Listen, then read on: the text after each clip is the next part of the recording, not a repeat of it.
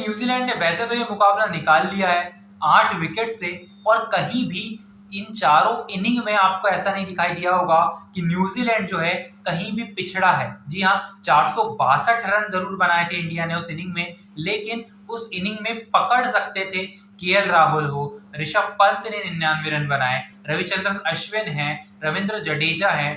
KL Rahul, Ashwin and Jadeja could have been better than they were, क्योंकि जिस तरीके से इनिंग गई थी सरफराज खान के 150, कोहली के 70 और 99 ऋषभ पंत के, तो जिस तरीके से इन लोगों ने कमबैक कराया था तीनों ने, उसके बाद वहां पर डिप कर गए केएल राहुल, जडेजा और अश्विन। लेकिन अगर मैं बात करूं, आप अगर अपने आप को एक ऑलराउंडर कहते हैं तो आपका काम सिर्फ गेंदबाजी करना नहीं है, आपका काम यह भी है कि आप बल्लेबाजी पर भी उतना ही फोकस करें। लेकिन अगर मैं बात करूं पॉजिटिव्स की, जी हाँ, बहुत सारे पॉजिटिव्स रहे हैं, जैसे कि सरफराज खान, ऋषभ पंत, विराट कोहली की फॉर्म में वापसी और जसप्रीत बुमराह का जो टॉप नॉच फॉर्म है वो। चौथी इनिंग में रोहित शर्मा पूरी तरीके से डिपेंड हो गए थे यहाँ पर जसप्रीत बुमराह पर, क्योंकि उन्हें भी पता था कोई और गेंदबाज फाइट बैक नहीं दे पा रहा है। जडेजा को आपने लगाया जरूर एक साइड से, लेकिन जडेजा को चौके पे चौके पड़ रहे थे और रविंद्र उन पर शॉट्स भी ट्राई कर रहे थे।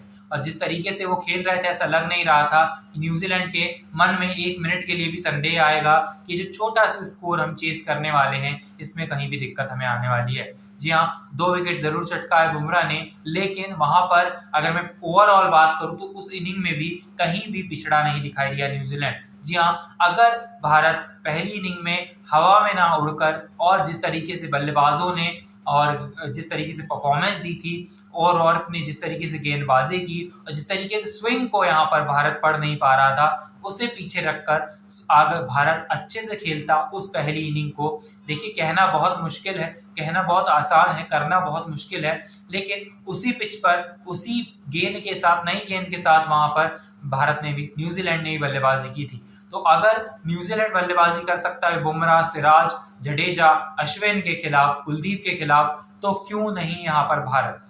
तो वही एक बात आ जाती है कि बोलते आसानी से हैं सब लोग, लेकिन बोल सकते हैं अगर गलती है यहाँ पर टीम इंडिया की।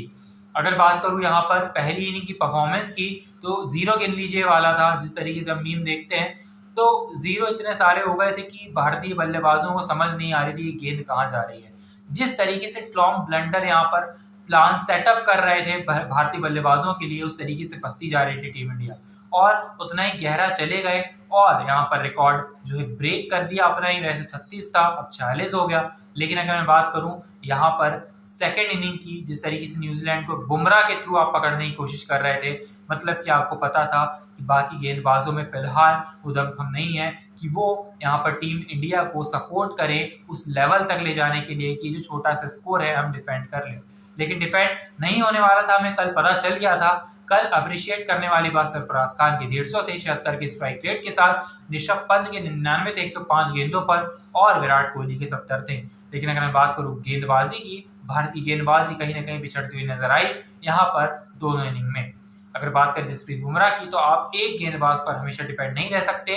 मोहम्मद सिराज को कमबैक करना होगा अगले मुकाबले में, तब जाकर बात बनेगी। और ये दोनों मुकाबले अगर भारत जीतता है तो दे विल बी अप्रिशिएटेड, और वो अप्रिशिएट करने वाली बात भी होगी। लेकिन अगर न्यूजीलैंड को कहीं ना कहीं आप थोड़ा सा डील दे देते हैं रोहित शर्मा की कप्तानी में, अगर मैं बात करूं गेंदबाजी की भी, तो वो आपने दिया था डील यहाँ पर न्यूजीलैंड को सेकंड इनिंग में, पहली इनिंग में जिस तरीके से वो 400 पहुंच गए थे, और 400 पहुंचने दिया हमने, जिस तरीके से फील्ड सेटिंग थी, जिस तरीके से हम ओवरहीट हो रहे थे अपने ही अंदर, जिस तरीके से बहुत सारी चीजें फील्डिंग में गई हैं टीम इंडिया के लिए, वो गलत थी। लेकिन यहाँ पर सेकंड इनिंग में फाइट बैक किया, गेंदबाजी से भी बल्लेबाजी से भी। गेंदबाजी में नहीं, पार्शियल कमबैक था क्योंकि जसप्रीत बुमराह पे आप डिपेंड थे, लेकिन बल्लेबाजी से बहुत अच्छा कमबैक किया। सरफराज खान हो, विराट कोहली हो, ऋषभ पंत हो। Thank you so much for watching. I will meet in the next video. Till then stay tuned.